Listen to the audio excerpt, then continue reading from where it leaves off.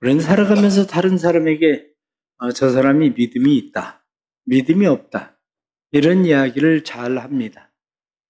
그러나 믿음이라는 게 무엇입니까? 무엇으로 그것을 판단합니까?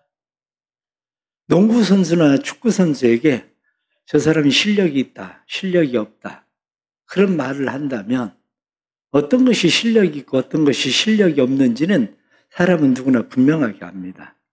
힘들고 어려운 상황 속에서 골을 잘 넣는 사람을 실력이 있다고 말합니다.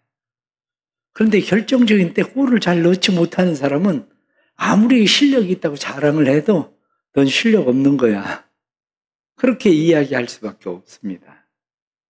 그러면 골을 넣지 못하는 사람의 생각은 어떻습니까? 골을 넣지 못하는 사람의 생각은 그래, 내가 실력 없으니 난 선수 생활을 그만둬야 되겠다. 그리고 선수 생활을 그만둡니까?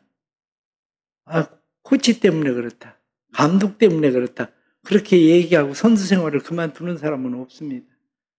오히려 골을 넣지 못하면 그 사람들은 마음 가운데 더 연습해야 되겠다, 더 연습해야 되겠다, 이런 생각을 하게 되죠. 그러나 교회 안에서 사람들을 생각해 보십시오. 교회 안에 의외로 많은 사람들은 나름대로 열심히 믿음을 가지고 신앙생활을 한다고 생각합니다. 믿음을 가지고 열심히 신앙생활을 한다고 생활했는데 내가 기도하고 원하는 일들이, 어떤 일들이 잘 되지 않습니다.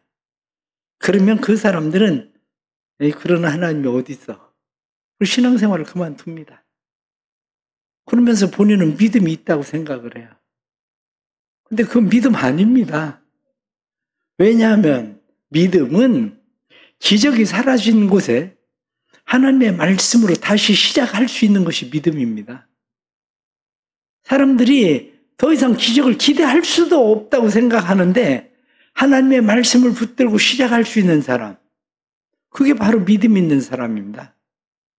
어떤 상황이나 환경 가운데서 다시 일어설 수 없을 것 같은 상황인데 하나님의 말씀을 붙들고 평안을 잃어버리지 않고 믿음으로 의연하게 걸어갈 수 있는 거, 그걸 보고 믿음이라고 말합니다. 왜냐하면 그 사람의 마음 가운데 하나님의 말씀은 살아있고 하나님의 말씀은 생명을 주고 하나님의 말씀은 나를 일으켜 세우고 하나님의 말씀은 내 삶에 실제하는 것이라고 믿기 때문입니다. 때로는 소망이 끊어진 것 같고 답답함과 고통은 아픔으로 밀려오고 하나님의 말씀이 내 삶에 사라진 것 같아서 더 이상 기대할 것이 없어 보일 때에 오히려 지금이 하나님이 일하실 때다 생각을 하고 하나님 앞에 엎드릴 수 있는 사람, 이게 믿음 있는 사람입니다. 믿음의 사람들은, 성경에 나오는 모든 믿음의 사람들은 다 그 과정을 겪었습니다. 그 과정을 겪었기 때문에 믿음의 사람이다, 이렇게 말합니다. 어린아이들은 늘 어떤 일이 일어나면 엄마 때문이라고 말합니다. 나 때문에 그런 게 아니라 엄마 때문이라고. 그런데 누가 봐도 그건 엄마 때문이 아니에요. 신앙생활을 하는 사람들이 종종 하나님 때문에 뭐가 안 된 것처럼 그렇게 얘기하기를 좋아하고 하나님을 떠나기를 좋아하는데 누가 봐도 그건 하나님 때문이 아닙니다. 자기 때문이지. 우리의 삶에 현실이 암담하고 소망이 없어 보일지라도 진정한 하나님에 대한 믿음을 가지고 있는 사람은 포기하지 않습니다. 그러나 자신을 가만히 들여다보십시오. 그냥 사람이 봐도 저걸 믿음이라고 할 수 있나? 이런 생각이 드는데 자기가 믿음이라고 생각해요. 그런데 사람의 속사람을 아시는 하나님께서 보실 때에 그게 진짜 믿음일까? 왜냐? 그게 믿음이 아닌 이유는 만일 그게 진짜 믿음이었다면, 믿음이 있다고 말하면 왜 실망하겠습니까? 왜 낙심하겠습니까? 왜 포기하고 주저앉아 있겠습니까? 왜 하나님으로부터 마음이 멀어지겠습니까? 우리의 삶에 그게 바로 믿음이 없다는 증거거든요. 주변에 하나님의 약속을 믿고 기다린 사람들이 많습니다. 그 기다림은 이제 지치고 포기해야 될 만한 암담한 상황과 현실을 만나기도 합니다. 우리의 힘이나 능력으로 할 수 있는 것이 아무것도 없다고 느낄 때가 있습니다. 그러나 우리의 힘으로 아무것도 할 수 없다고 느낄 때 하나님이 조금만 도와주시면 될 거라고 생각을 했는데 하나님이 안 도와주시거든요. 그래서 하나님을 떠납니다. 그러나 역으로 생각을 해보십시오. 내 힘이나 능력으로 안 돼서 하나님이 조금만 도와주시면 될 것 같다고 생각을 했는데 내가 그 하나님을 떠나면 그럼 나 혼자 할 수 있습니까? 나 혼자서 그것을 극복해 나가고 다시 역전시킬 수 있는 그런 힘이 있습니까? 사실은 없습니다. 그럼에도 불구하고 사람들은 마치 하나님을 떠나면 뭐가 될 수라도 있는 것처럼 그래서 더 이상 교회 안 가겠다는 거예요. 신앙생활 안 하겠다는 거예요. 그러나 한편으로 생각하면 그렇게 어리석은 일이 어디 있을까? 내 힘이나 노력이나 열심으로도 할 수 없는데 그나마 하나님을 떠나고 나면 도대체 무엇으로 그것을 할 수 있단 말인가? 그것은 아직 희망을 포기하고 살겠다는 이야기밖에는 답이 없습니다. 그렇다면 믿음은 뭡니까? 믿음은 결국 결정적인 때 하나님 앞에 엎드릴 줄 아는 게 믿음입니다. 결정적인 때 하나님을 신뢰하고 겸손하게 하나님을 의지하고 하나님께 맡길 줄 아는 게 믿음입니다. 지금이야말로 하나님께 기도하고 지금이야말로 하나님을 신뢰하고 하나님께 더 가까이 가고 하나님을 기대하는 것 그것이 우리가 선택해야 될 일이라고 믿는 거 그게 바로 믿음인 겁니다. BC 586년에 예루살렘이 바벨론에 완전히 멸망을 당하고 말았습니다. 성벽도 무너지고 그 화려하게 황금으로 지어진 성전이 완전 다 파괴됐습니다. 바벨론 사람들이 혹시 성전 밑에 무엇을 보물을 감추어 두지 않았을까 하고 돌 위에 돌 하나도 남기지 않고 전부 다 들춰버렸습니다. 이런 상황을 만났는데 이들이 바벨론 포로로 잡혀가서 처참한 포로 생활을 하게 됩니다. 쓸만한 사람들은 다 바벨론의 포로로 잡혀갔습니다. 그러나 그들은 노예에 불과했습니다. 예루살렘의 황폐함과 같이 그들의 인생은 황폐해진 인생이 되고 말았습니다. 그런데 그들은 여전히 믿음을 가지고 있었습니다. 하나님에 대한 믿음? 그래서 그들은 나름대로 생각했습니다. 한 3년 지나면 하나님께서 우리를 다시 돌려보내실 거다. 근데 3년이 지났는데 그런 일이 일어나지 않아요. 너무 짧게 잡았나? 한 5년, 7년은 기다려야 되나? 그래서 그들은 한 5년, 한 7년을 기다립니다. 그런데 7년이 지났는데도 아무 일도 일어나지 않습니다. 희망이 보이지 않습니다. 10년 세월, 20년 세월이 지나가 버립니다. 그러니까 그들은 이제 스스로 포기하게 됩니다. 아, 이제는 도저히 가능성이 없구나. 무슨 재주로 우리가 저 바벨론을 이길 수 있겠나? 이 바벨론의 소나기에서 우리가 어떻게 벗어날 수 있겠나? 가망은 없다. 그리고 많은 사람들이 스스로 포기하기 시작합니다. 이스라엘 백성들이 바벨론으로 포로로 잡혀온 것은 3번에 걸쳐서 바벨론 포로로 잡혀오게 됩니다. 1차로 잡혀온 것은 605년에 바벨론 포로로 잡혀갑니다. 그리고 2차 바벨론 포로는 597년에 바벨론 포로로 2차 포로로 잡혀갑니다. 3차 포로는 나라가 완전히 없어져 버리고 586년에 그들은 전부 다 끝난 상황에서 포로로 잡혀가 버립니다. 그러니 나라도 없어졌고 포로로 잡혀온 사람들 1차, 2차, 3차 포로로 잡혀온 사람들이 희망은 다 똑같았습니다. 1차로 잡혀온 사람들도 몇 년 지나면 돌아가겠지. 2차로 잡혀온 사람들 몇 년 지나면 돌아오겠지. 3차로 잡혀온 사람들도 몇 년 지나면 돌아오겠지 하는 생각을 했습니다. 그들은 그렇게 생각을 했는데 1차 바벨론 포로로 잡혀온 사람들 다 죽어버렸습니다. 2차로 바벨론 포로로 잡혀온 사람들이 몇 사람 남지 않고 전부 다 죽었습니다. 3차로 바벨론 포로로 잡혀온 사람들은 나라 자체가 없어졌으니 그 나라가 완전 성벽도 없고 아무것도 없으니 돌아가본들 나라가 없는데 무슨 소용이 있겠습니까? 그래서 그들은 실망하고 그들은 상처 입은 상태에서 그들은 모든 것을 포기하는 가운데 있었습니다. 그런데 그때 한 선지자가 나타나서 외치기 시작합니다. 너희는 내 백성을 위로해라. 이렇게. 내 백성을 위로해라. 이제 너희 노역의 때가 끝났다. 너희의 죄가 사함을 받았다. 하나님께서 너희를 다시 돌려보낼 거다. 사람들은 아니 무슨 황당한 소리? 아니 지금 우리가 돌아간들 무엇을 어떻게 할 수 있다고 우리가 또 이 바벨론의 손에서 우리가 어떻게 돌아갈 수 있단 말인가? 사람들의 마음 가운데는 그 이야기를 듣지만 그 이야기는 황당한 소리에 불과했습니다. 그런데 놀라운 일이 일어나기 시작했습니다. 바벨론 포로 1차 바벨론 포로로 잡혀갔었던 사람들이 70년이 될 때에 바벨론 포로에서 돌아와요.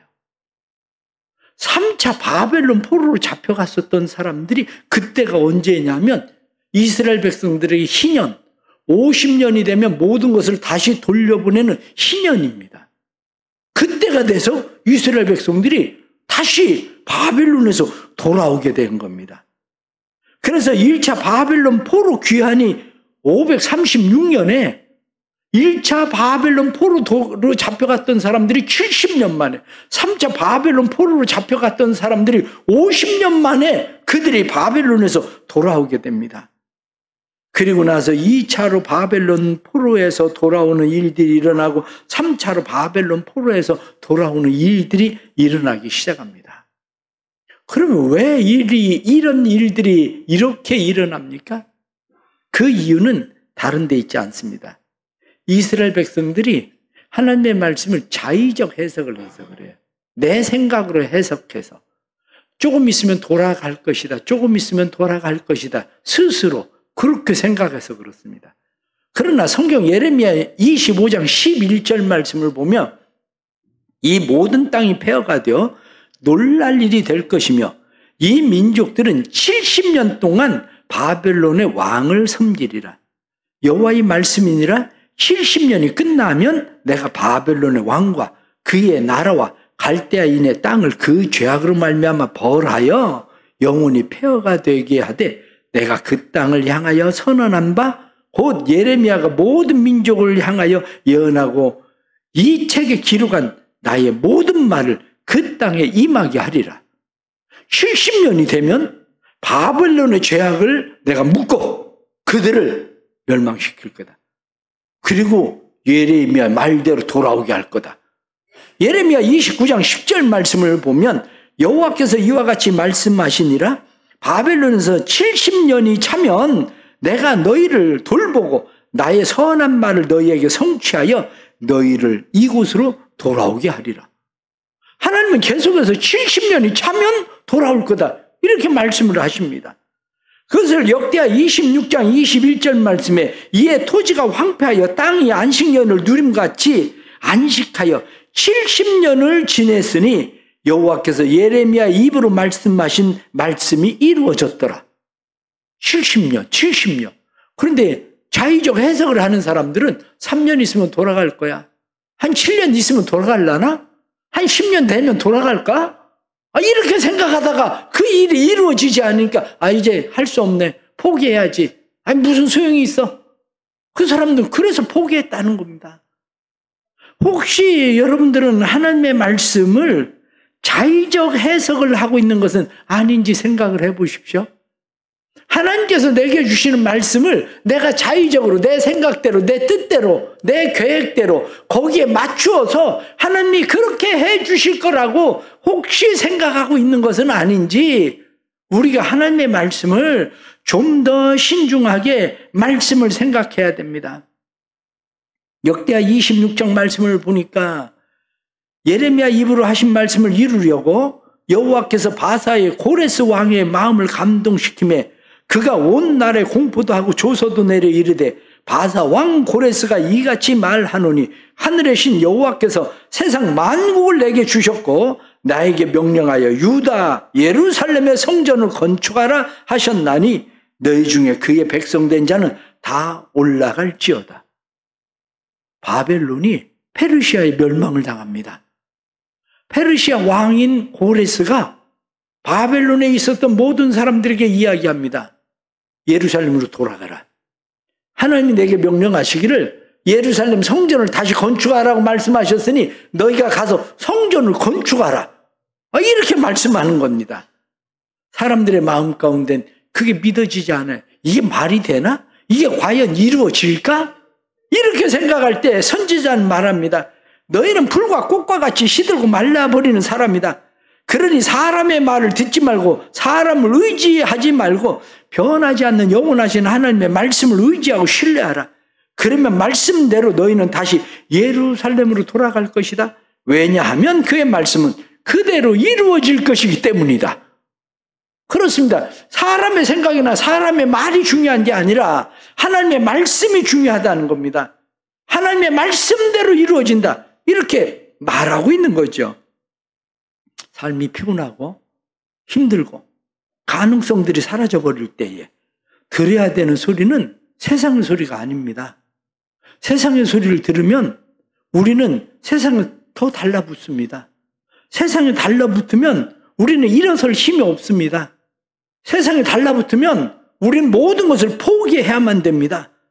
그러나 우리가 하나님의 말씀을 들으면 다시 일어서게 됩니다.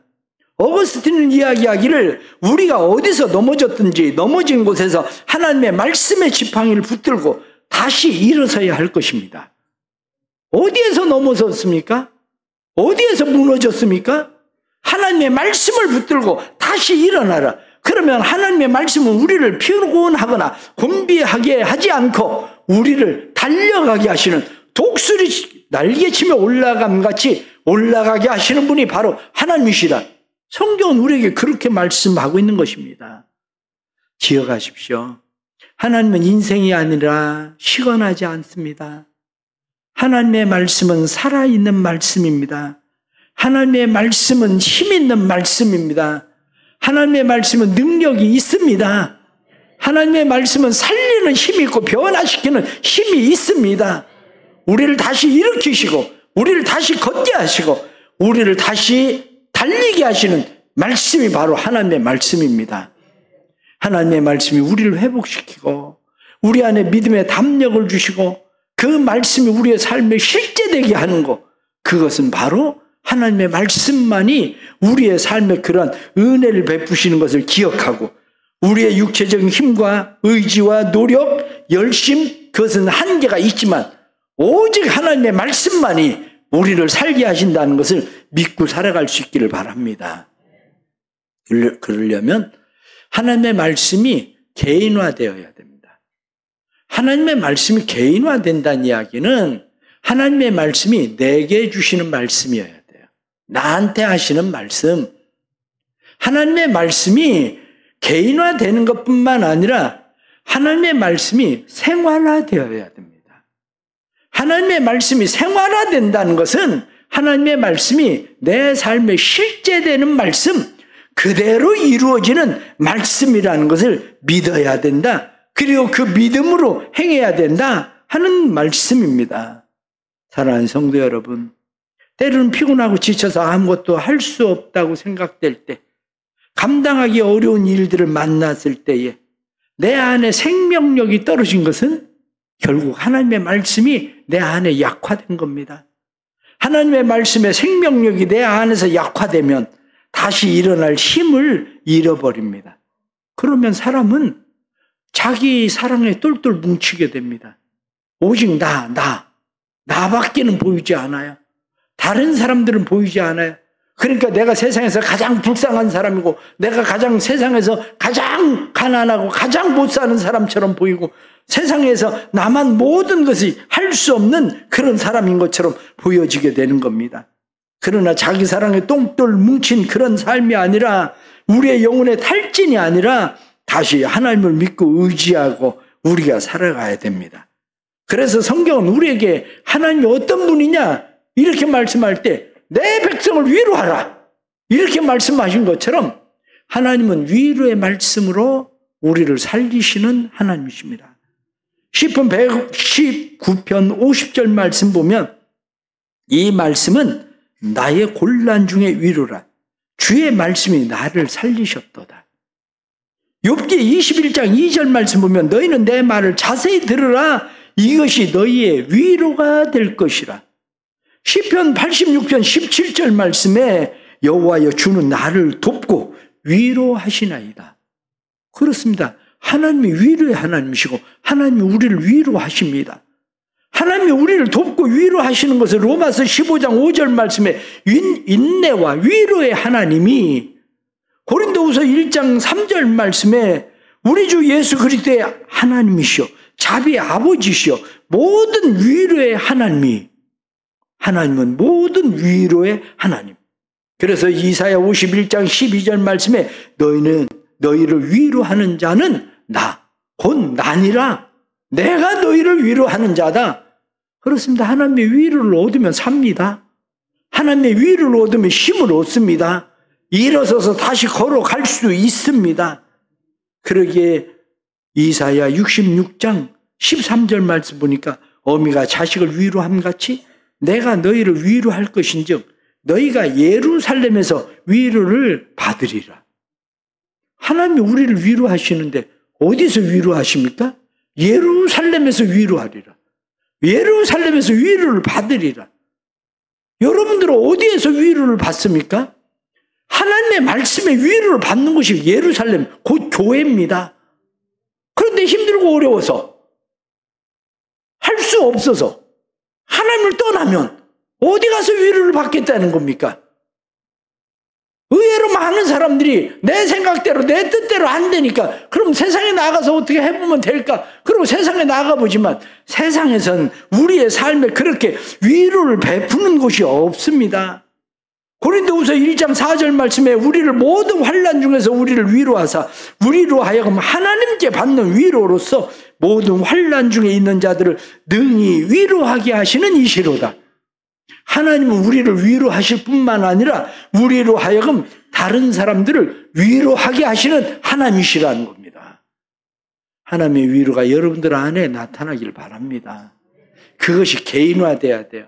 개인화돼서 하나님의 위로가 내 마음에 들려야 돼요. 하나님의 위로가 내 마음에 들려야 되는데 하나님은 어떤 사람을 위로하십니까? 환난 중에 있는 사람들을 하나님은 위로하신다. 그래서 환난 중에 나를 부르라. 내가 너를 건지리니 내가 나를 영화롭게 하리라. 환난 중에 해야 되는 일이 뭡니까? 기도하십시오. 환난 중에 기도 안 하면서 무슨 믿음이 있다고 얘기를 합니까? 환난 중에 세상으로 나가서 방황하면서 무슨 믿음이 있다고 얘기를 합니까? 하나님이 안 해줘서 그러는 겁니까? 기도를 안 해서 그러는 겁니까? 기도를 안 해서 그런 겁니다. 그런데 공부 못하는 애들이 꼭 시험이 어려워서 시험 못 본 것처럼, 아니 무슨 소리입니까? 시험이 어려워서 시험을 못 본 게 아니라 실력 있는 애들은 시험 다 잘 보는데, 그런데 시험이 어려워서 시험을 못 봤다는 거예요. 그게 실력이 없는 겁니다. 환난을 만나거든 기도하십시오. 그러면 하나님께서 위로하신다고 성경이 말씀한 대로 우리에게 위로를 베푸십니다. 하나님은 낙심한 자들을 위로하십니다. 내 영혼아 잠잠히 하나님만 바라라.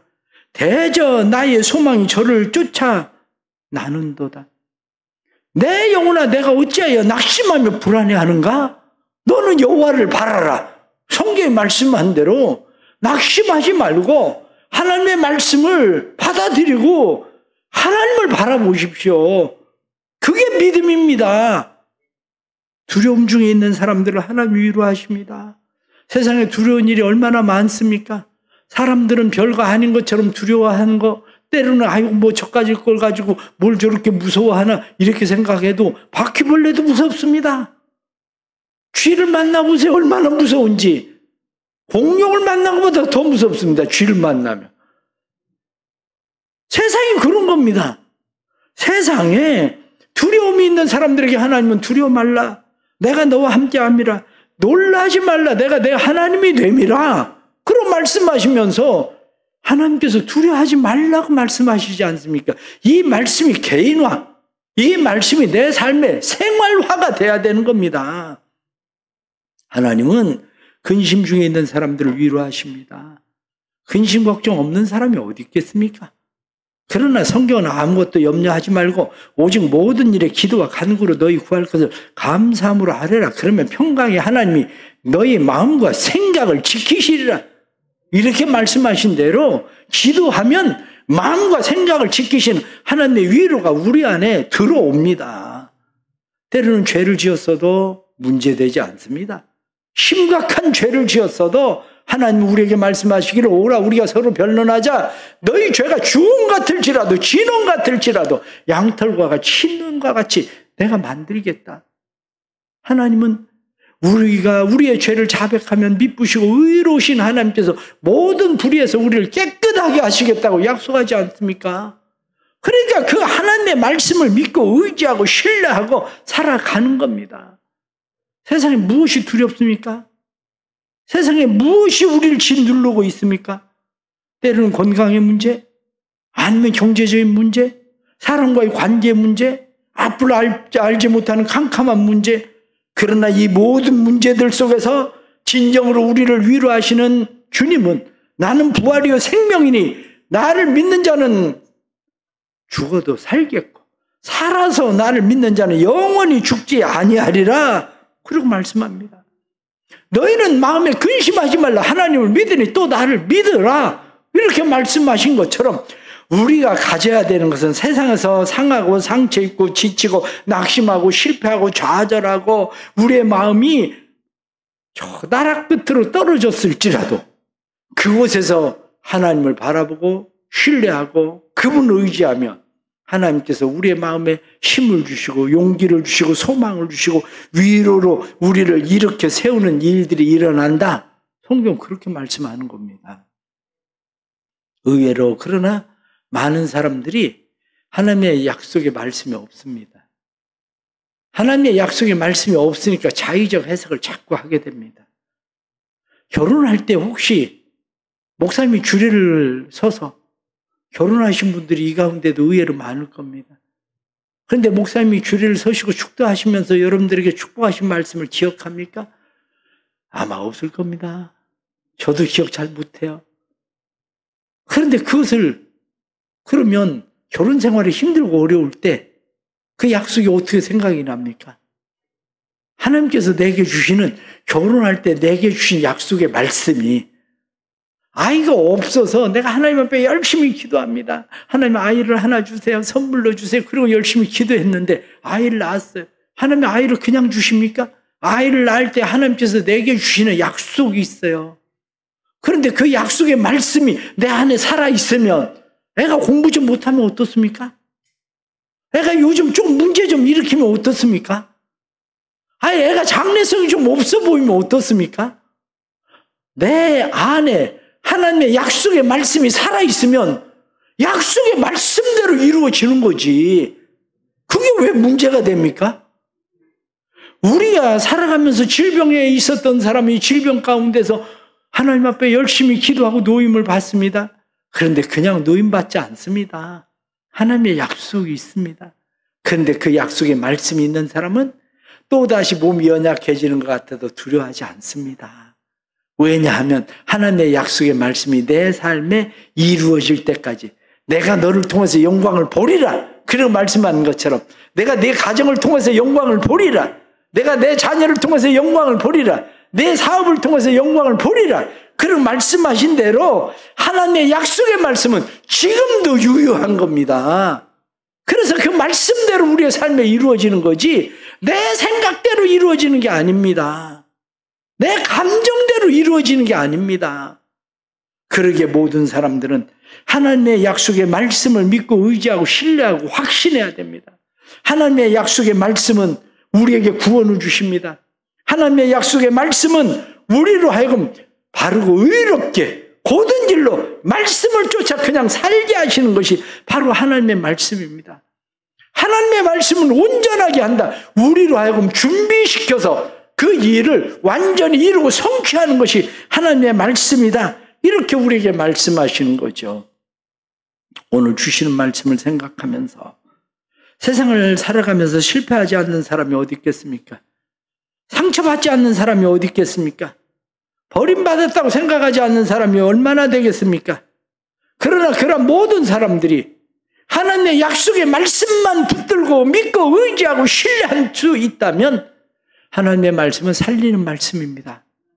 살리는 하나님의 말씀은 우리를 일으키시고 걷게 하시고 우리로 하여금 뛰게 하시고 그 일이 실제되게 하는 성취시키는 것이 바로 하나님의 말씀입니다.